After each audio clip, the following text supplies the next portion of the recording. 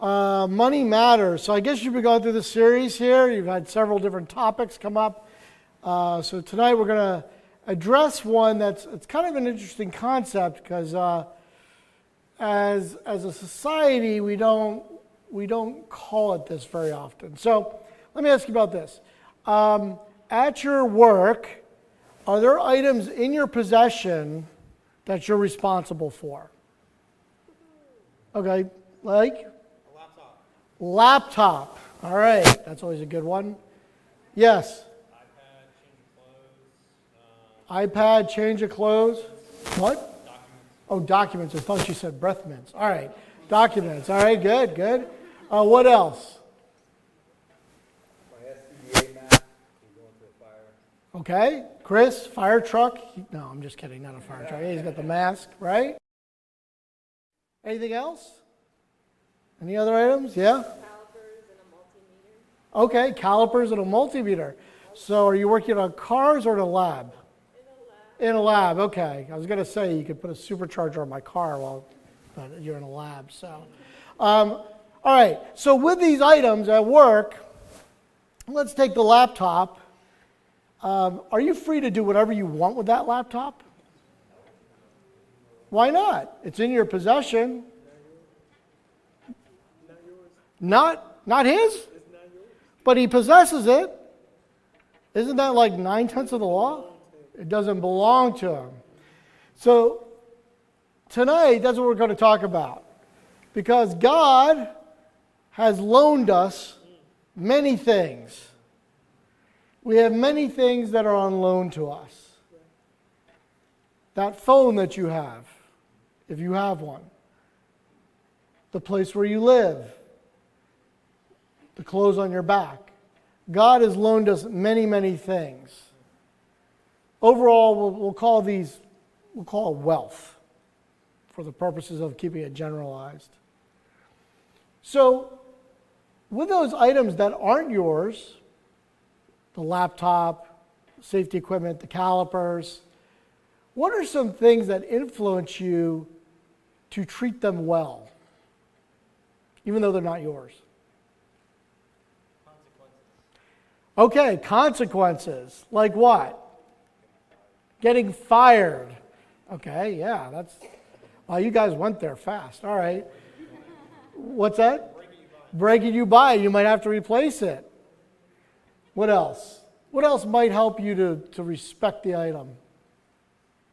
Yeah. You're giving the item back to the owner, to who it belongs to. Okay, eventually you got to give it back and you got to make some eye contact. Yeah. Right? Typically, I will take better care of something if I know the individual who owns it and I respect them. That doesn't mean if I don't know them and I don't particularly respect them that I just trash whatever they have. But what I'm saying is I will lean towards even greater care if the actual owner is someone I know and respect. And so we want to look through this idea of stewardship. That's stewardship. You have something in your possession, you're responsible for it, but it's not yours. And that is a very biblical concept. It's what God does for us over and over and over again. We're responsible for the things that we don't really own, and eventually we have to answer for them. And so let's turn over to Matthew chapter 15. I'm going to do a little bit of reading here. This one is a common scripture for stewardship. It fits well.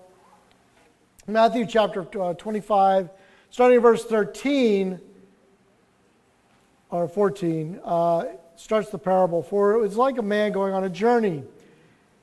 He called on his own servants and turned over his possessions to them. To one he gave 5 talents, to another 2, to another 1, to each according to his own ability. Then he went on a journey. Immediately the man who had received 5 talents went, put them to work, and earned 5 more. The same way the man who earned 2 more, or had 2 earned 2 more. But the man who had received 1 talent went off, dug a hole in the ground, and hid his master's money. After a long time, the master of those servants came and settled accounts with them. The man who received the 5 talents approached, presented 5 more talents, and said, Master, you gave me 5 talents. Look, I've earned 5 more. His master said to him, Well done, good and faithful servant. You were faithful over a few things. I will put you in charge of many things. Share your master's joy. And so it went with the one with 2 talents as well. Then we get to the one in verse 24 who had 1 talent. Then the man who had received 1 talent also approached and said, Master, I know you are a difficult man, reaping where you haven't sown and gathering where you haven't scattered seed. So I was afraid, went off, hid your talent in the ground. Look, you have what is yours. But the master replied to him, You evil, lazy servant. If you knew that I reap where I haven't sown and gather where I haven't scattered, then you should have deposited my money with the bankers. And when I returned, I would have received my money back with interest. All right. 3 guys or 3 people receive this blessing from God. They receive something to be responsible for. What are God's expectations? The master being God. If you didn't catch that, the master would be a metaphor for God. So, what are God's expectations of us regarding the blessings He has provided? What do you see from this passage? Yeah. Multiply them, make more of them. Yeah. What else? Yeah. Be fruitful, use it, multiply it. Okay. So there's an expectation that when God gives us something, we do something with it. And that includes wealth.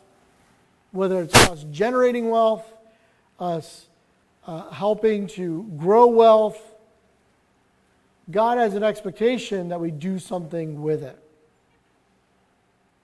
So one of the things I hate to see this, is my wife is super conservative. She's very risk averse, right? So as a couple, we got to kind of work that out. I'll invest in, well, not anything, but I'll invest in stuff, right? So we have to come to an agreement on where it is, and she'd be just, happy having it kind of be in a money market or something. I'm like, oh, that drives me up the wall, right? That's not even making inflation rates, right? So the one thing that we've come to a conclusion on is our money has to do something, right? It has to be doing something. If we have money sitting, it better not be sitting there doing nothing. It's got to do something. And if it's waiting for the next something to do, even then, it should be earning something. We're on top of that.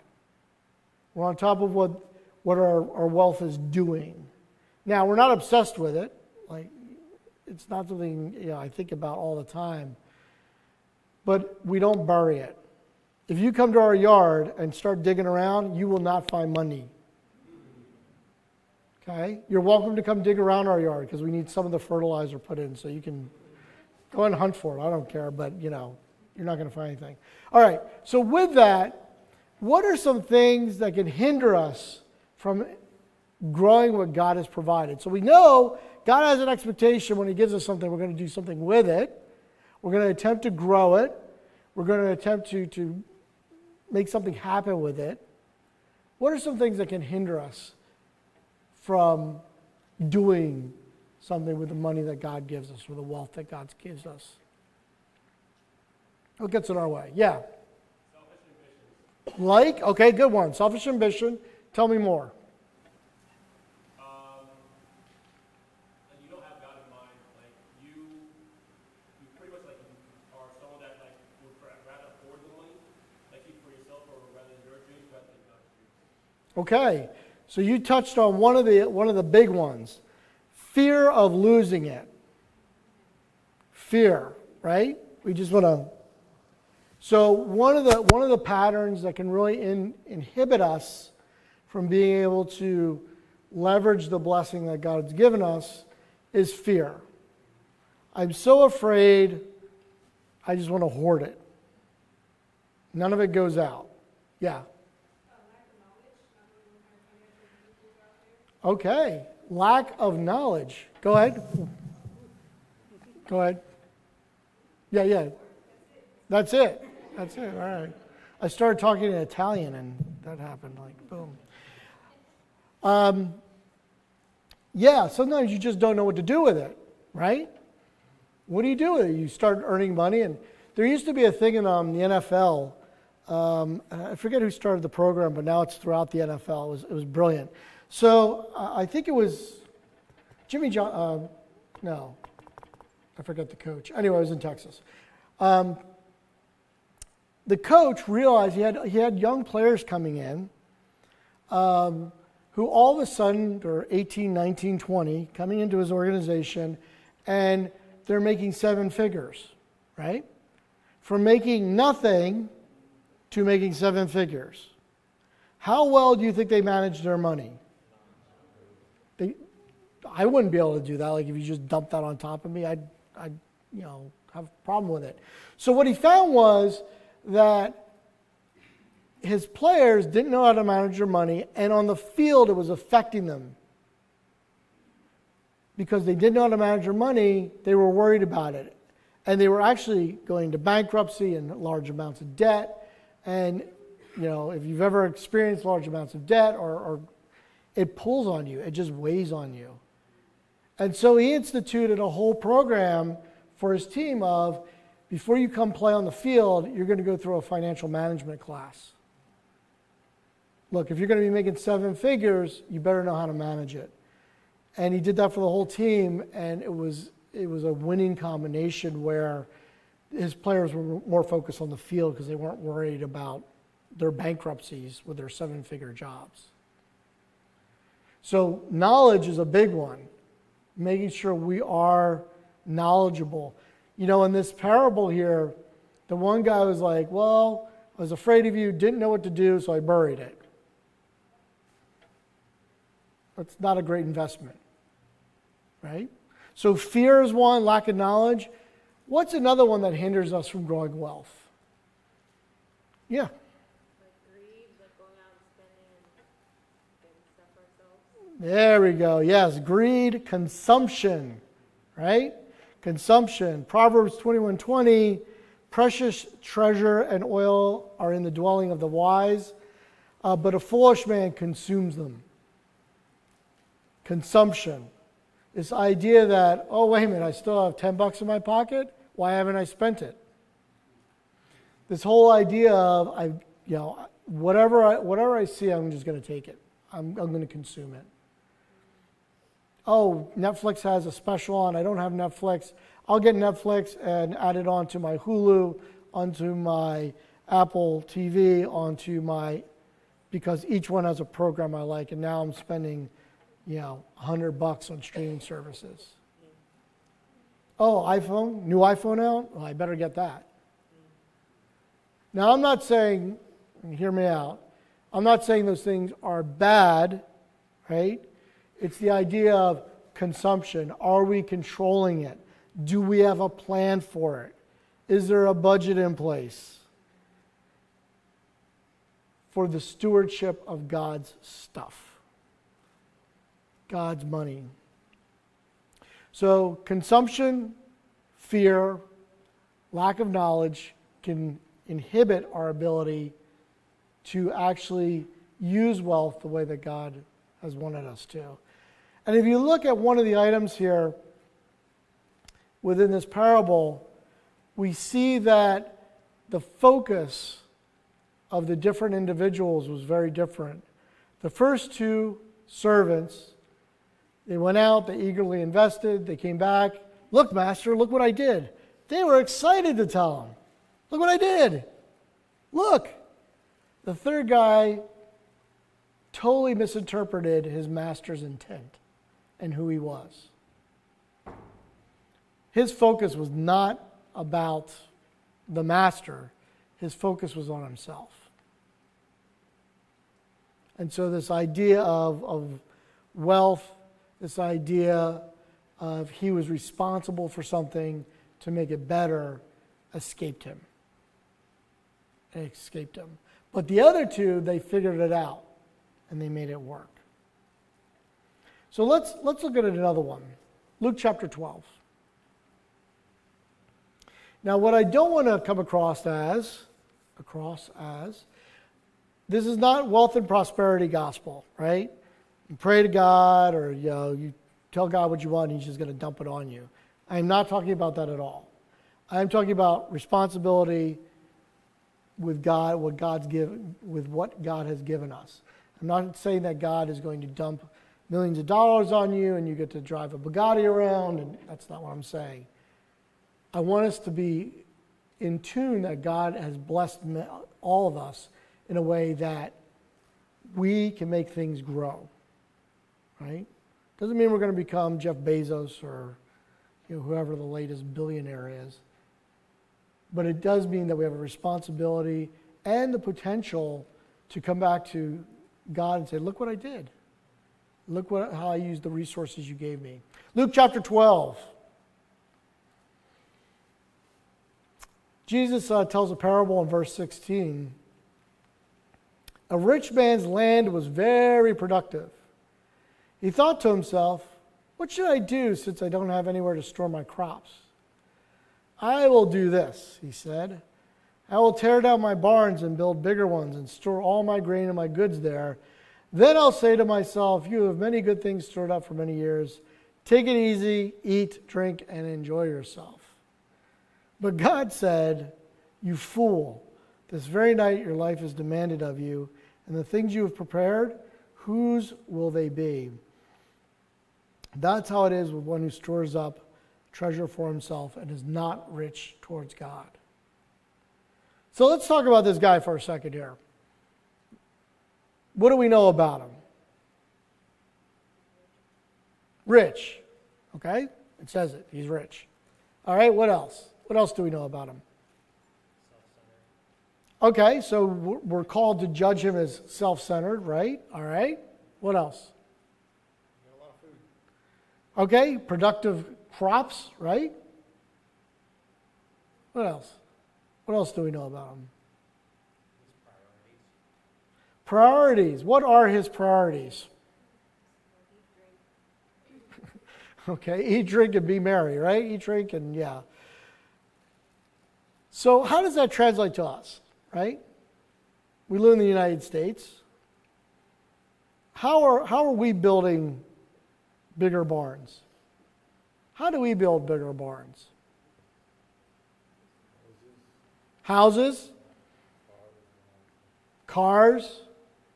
Yeah. What else? Okay, jobs, careers. We'll talk about that in a second. So the idea of his stewardship was this. He had blessings. God had blessed him abundantly. And then what did he do with it?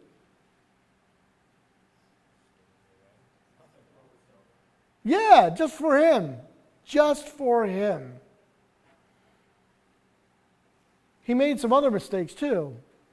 He assumed he would live. He assumed that he gets to ride out his retirement from that point on. He assumed that times would not change. How many of you have ever been in a situation where you got a really good setup going? Maybe you got a good job, it's paying well. You're like, I can upgrade my car. I can upgrade my apartment, my house. And then it tanks. The job tanks. Have you ever had that happen? That is a horrible feeling. That's what this guy was setting himself up for, except, God decided he would die instead. He assumed that the blessings would last forever. Good times are forever. I can't tell you the number of people I've worked with over the years who worked for .com startups, who worked for tech startups, and they were there when the money was just pouring in. Every year, they would cash out their stock, new BMW. Boom. No offense to BMW owners. But every year, they would just bang out a new luxury vehicle. And you know what? Then they got fired because the company tanked. And they had to start all over again. No savings for the future. Good times don't always last forever. If we're taking care of God's stuff, We want to make sure that we're doing the right thing with it and not just blowing it around us. Intent and motive are part of being a good steward. That's probably a huge thing. The man's shortcoming, he wasn't rich towards God. He didn't recognize this as God's stuff. The productive crops, or the crops that produced, he did not see it as God's. He saw it strictly as his. So what does being rich toward God look like? The poor widow, the good Samaritan, Marcia Brevet, if you've ever met her. This idea of being rich towards God is we demonstrate it on what we do with our wealth, how we picture it. And so the stuff that we have, how are we using it? Our apartments, are we opening them up for hospitality all the time? Maybe that nice job that you got, are you using the money that you're making from it to be a good steward, to help support your ministry, to help support the poor? How are you leveraging what God's given you towards others? One thing I want to bring up is this.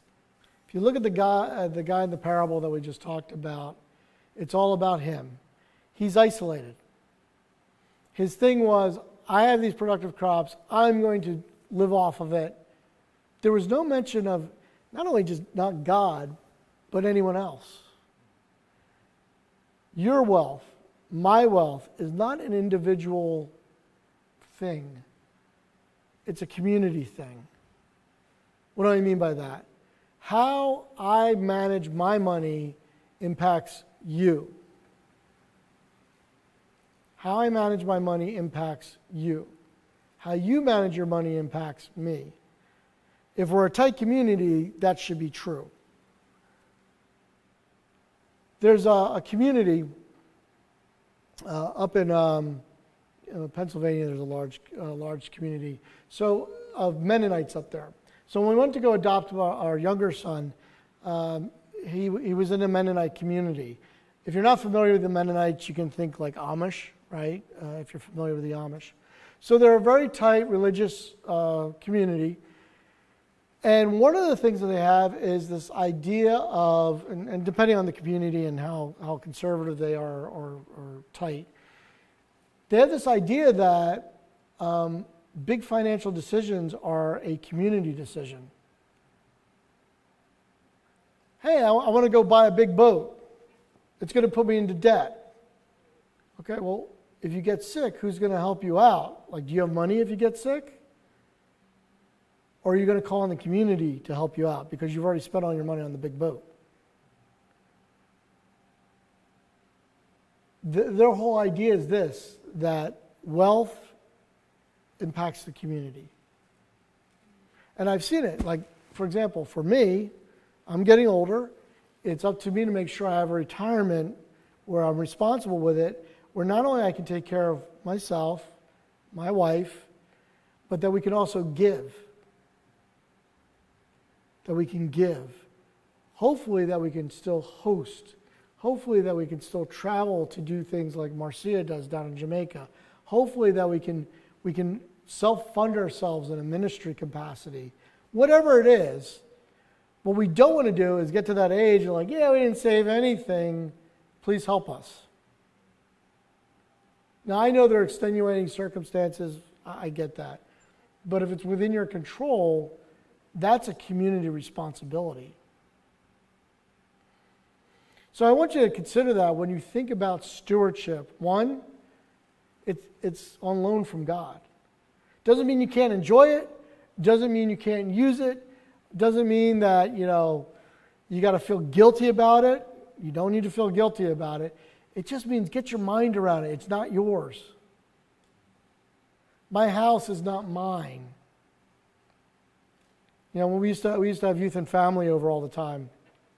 And, our fridge was open to whoever wanted to go in there. I remember one time we had a bunch over.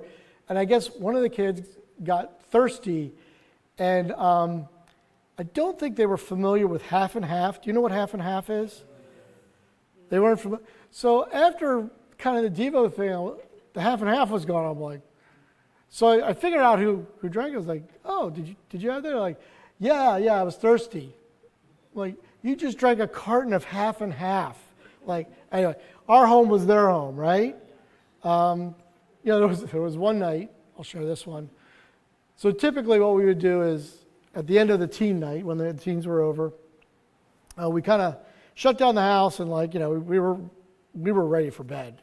It usually ran a little bit late. And so sure enough, I'm ready for bed.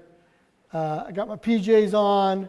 I'm out in the kitchen, getting ready. And suddenly someone comes across my vision. Someone who doesn't look like my wife or either of my kids is in my vision in my house. And I look up, it's one of the teens. I guess we forgot to lock the door. And they came in after the whole thing and just naturally came in like, oh, I forgot something. Like, the idea was our house was their house. Our house was their house. Stewardship, because it's not our house. It's God's house. So, for the money that you have coming in, the wealth that you have coming in, it's for the benefit of others as well as you. You got a good career? Amen. Amen. Use that career for influence. Use that career to make money. Use that career to help others. Your wealth is a community thing.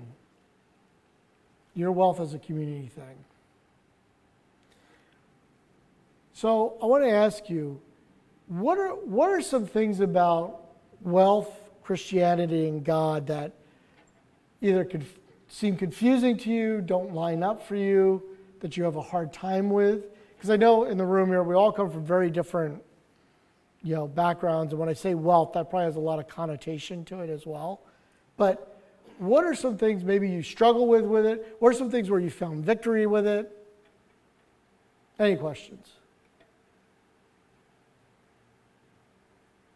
If you had two DJs going at each other, would you want them to be doing it with trap music or would you want them to have it with dubstep? No? Okay. Let's go back to the wealth questions.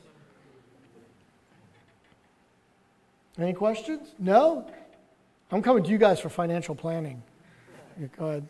How to view investing in the stock market and how aggressively to go, for it versus maybe saving or giving? Yeah, so that's a good question. So the question was about investing in the stock market versus other types of investment, or how aggressive to be with it. So if you look at the parable of the talents, right? One guy was able to take 5 and make 5 out of it. One was able to make 2 and make 2 out of it. Not everyone is built for the same type of risk, right? So you got to kind of know yourself. Nor is everyone as savvy with investment vehicles, right? So you definitely want to know what you're getting into. Get lots of input. Pray about it. Sometimes slow and steady wins the race. Like I said, we're pretty conservative in what we've done. And over the years, ours has been a lot of, just tucking it away on low return, low risk investments. That's us. But I have friends of mine who are very savvy and they make high return, high risk investments. They do well with it. I've never done well with that.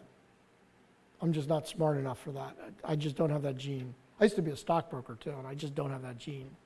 So, yeah, it's a good question. Don't think that it's one size fits all. It is not. You might be the type who buys a house and it goes up in value, and you live in your investment. My neighbor, he invests in niche vintage cars. That's what he does. He's good at it. I could never do that. Right? So, good question. Other questions?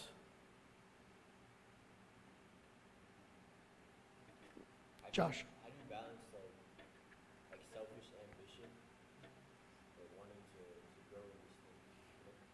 So how do you balance selfish ambition and then wanting to actually grow what God's given you, right? I think it's almost within the question there's an answer. Self-ambition versus ambition.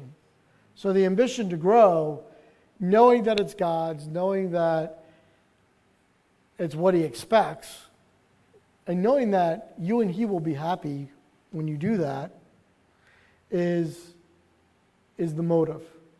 If it's all about me, right, then you're gonna trip up on it for sure. And it's hard to balance those. I have to pray about that a lot.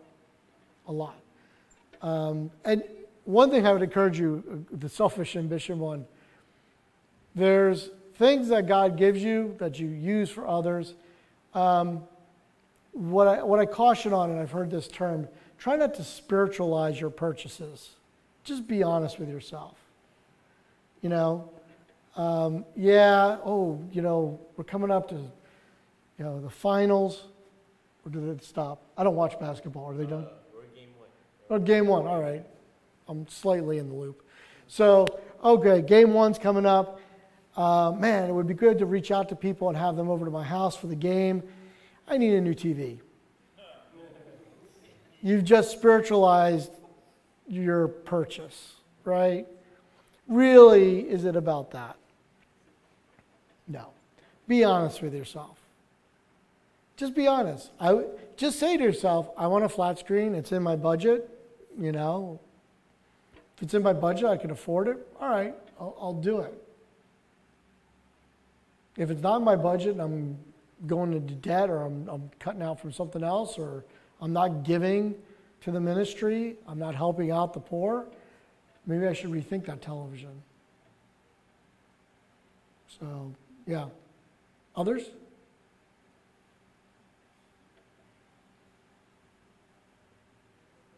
Oh, Marcus. How much would you say is too much? Yeah, that's a good question. So, it depends on the individual, right? How much is too much was the question. I think that really goes back to the individual, right? Some people can handle wealth and they are able to manage it well and able to give and be generous while still having a lot of wealth under their belt.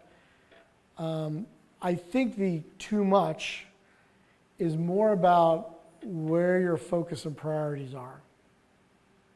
So I'll give you an example. I've had opportunities in my career to go to the next level at certain times. And I've weighed it out. It would have been more money, but I know the responsibility would have been, my evenings, my weekends probably would have been not mine. And I'm very protective of that. So too much for me is if I go to some level where they've got me on the hook 24/7 and I got to fly here and I got to go there and I got to do this and I got to do that. That doesn't work for me. It doesn't work for my family situation very well. So for me, that would be, I think I'd be reaching a little bit. It's not necessarily the position, it's the sacrifice I'd have to make for that position. But the opposite is true too. I mean, I could downgrade my career to a point where I'm making so little that I'm being irresponsible with what God's given me. I could go the other direction. And I've actually, it's funny, there was a point where I got really fed up with my career. I was like, I'm gonna go apply for this, and my wife's looking at it like, you're not applying for that. There's no money in that, So I was like, no, that's true. That would be irresponsible. But it depends on the individual. I think it's not too much or too little. It's about prioritizing and what you got on your plate and what you can handle. Yeah.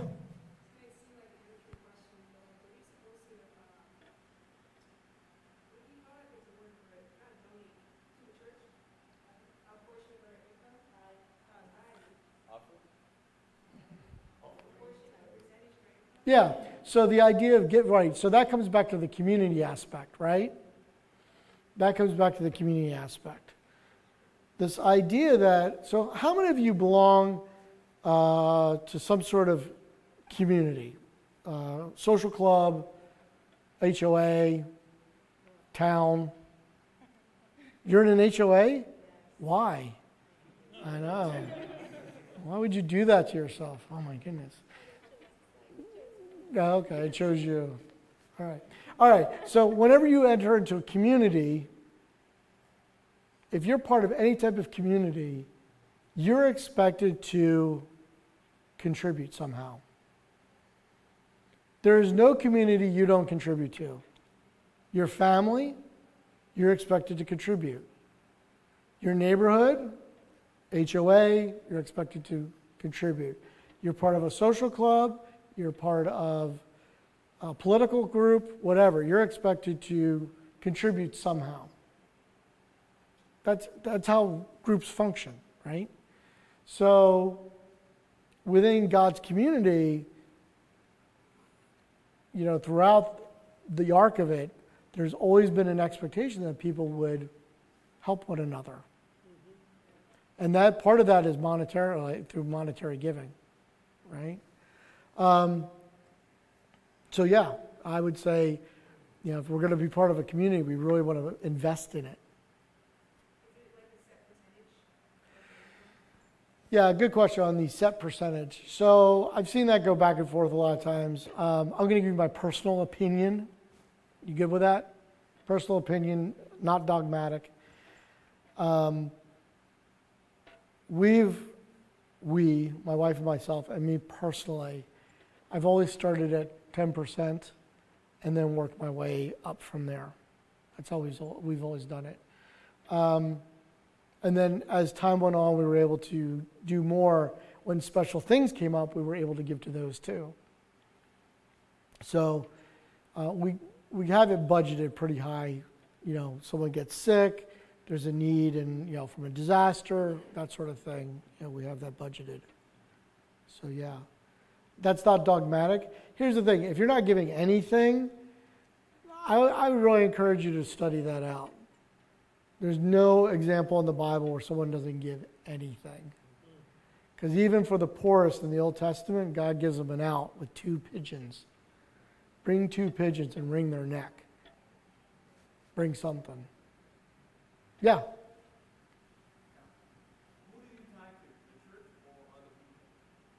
So typically we do, this is us personally again, this is what we do.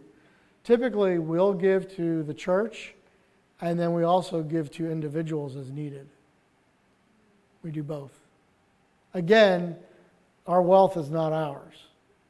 So my thing is this: if God gives me 100% of what I have and He asks for 10% back, maybe I should do a little more. That's just how I think about it. Yeah. Yeah.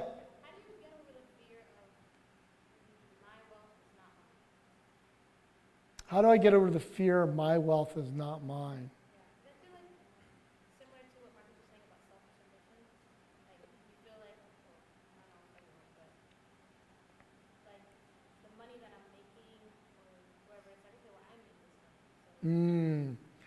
Yeah, I made this, I earned it, right? So I look at it this way: the talents that I have to do my job. As God said to Job, who is it who questions my authority, right? God's the one who gave me the talents.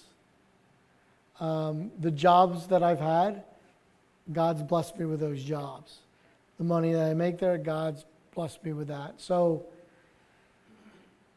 it's not mine. I mean, the stuff I have, the money that I have, if I catch myself really kind of doing this with it, I get really scared. Because I get more afraid of, wow, where am I with this? Why am I hoarding from God? So, and I know that seems kind of idealized, but it really is my mindset. Like, there are times when I've woken up and like, oh my goodness, there was a need, or usually it goes this way: oh, I got a bonus. Did we give from that? Like, that happens to me. Like, oh, we got a bonus. Did I give from that? I forgot to. Let me take care of that now. Like, that's just how I think about it. Like, I want it out. So, yeah, that's just the mindset. Yeah. So any advice on how to get out of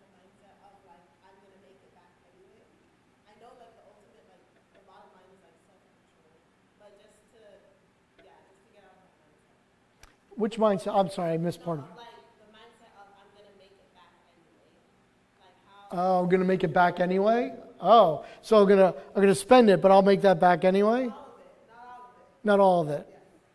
So spending before you have it. Is that what you're talking about? Or? not necessarily, but just like I guess maybe putting it towards things that may not be as necessary, like Ah, a trip or sure.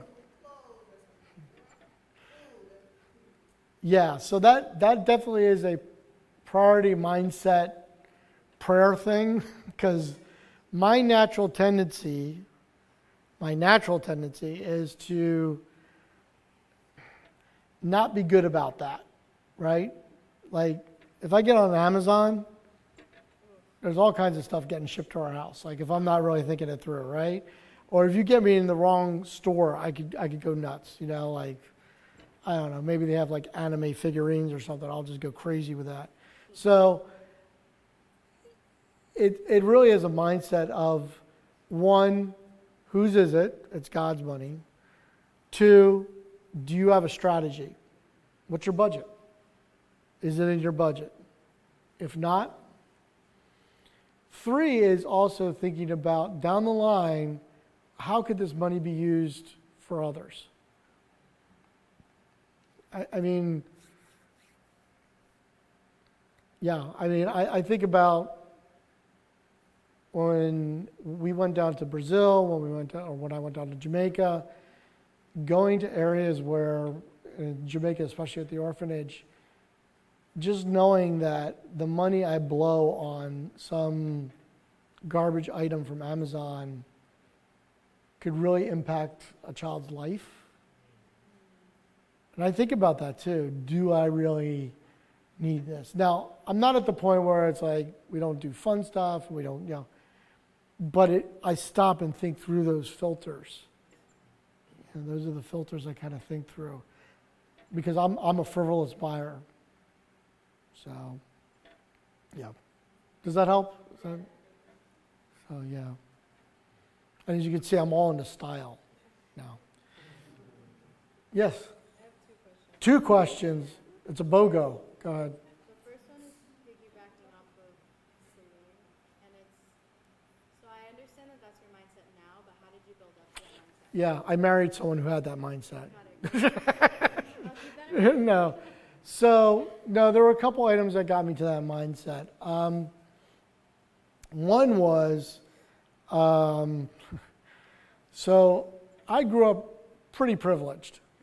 That would be an understatement. So I grew up pretty privileged, and then through a series of events,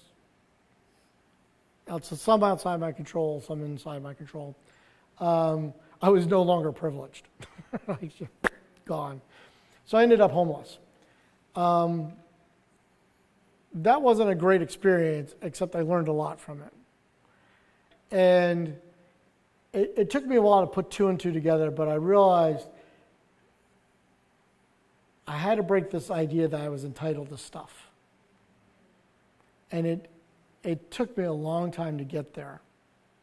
Like I had to really go out and work for stuff, earn it, and then when God gave me something, I had to treat it right. So it was through a series of poor decisions. And then fortunately, my wife is really, really good with money. So up until the point we got married, the only time she had ever taken out a loan was for the house. Every vehicle she bought, everything she bought was cash. So, and we still kind of have that mindset. We don't do debt, not even on our house. So, yeah. Second. Oh wait, she's got 2. Sorry. Can we do that? Can she do 2? Can she? All right. We got a thumbs up. The second question is, I guess, piggybacking off of the other question, how do you balance going between the 2 extremes? Because, like, you could be a high spender on yourself, Mm-hmm. or you could be a high giver and put yourself in a position of, like, a not great position. Yeah. I mean, I've done the high spending on myself. I know what that one's like. that doesn't end well. The high giving, I've never had that not work out. I mean, some of it was stupid, right? I did some high giving that was stupid. God worked me through it. There are other times where it was better planned and certainly more thoughtful, and I think God appreciates that too. So, yeah. I think those are good stretch moments when we do stuff like that. So, do you have roommates here? I do. Are they getting nervous that you're going to give away all the rent money? No, I'm just kidding. I'm just kidding. Just kidding. One more, yeah. So, how do you deal with a situation where you have a family member, somebody you know, they came to you and they're in a unfortunate situation, like they lost a house or Mhm. everything, and you're in a position to financially help them, but you're not honest about like how they lost that house, how they lost their money, like their possessions. How do you deal with a situation? Yeah, that's a good one. So the question was about family members who come to you. They're in need. It's a legit. The need is legit at this point. How they got there though was like, probably through some irresponsibility or whatever, right? So I've dealt with that situation, very, very close to me. So this was with a very close family member. We took the family member in, gave them an expectation of here's the length of time, here's the plan if you're going to stay here. We're going to go through your finances. They were close enough where we could do that. So we went through with them, looked at their budget, what's their income, what they're spending, how their mindset on it. Came to the conclusion that where they were in their finances, there was no way, they were older too, so there was no way they were going to get out of debt with what they were doing, right? It was just going to continue to dog them, and it was bad. So we got them connected with a lawyer, helped them get through a bankruptcy, which was legit for them. We came up to the time period of when we said, time's up. They obviously like staying with us because we took care of a lot of the needs, but I'm like, you can be on your own. And so we got them a situation that they could pay for. We gave them a budget that they could work with, and we followed up, but basically we got them on the way to independence. And they've been independent since. So, but it was setting expectations up front, being very honest about the conditions of the arrangement so there were no surprises, and giving good definition on everything.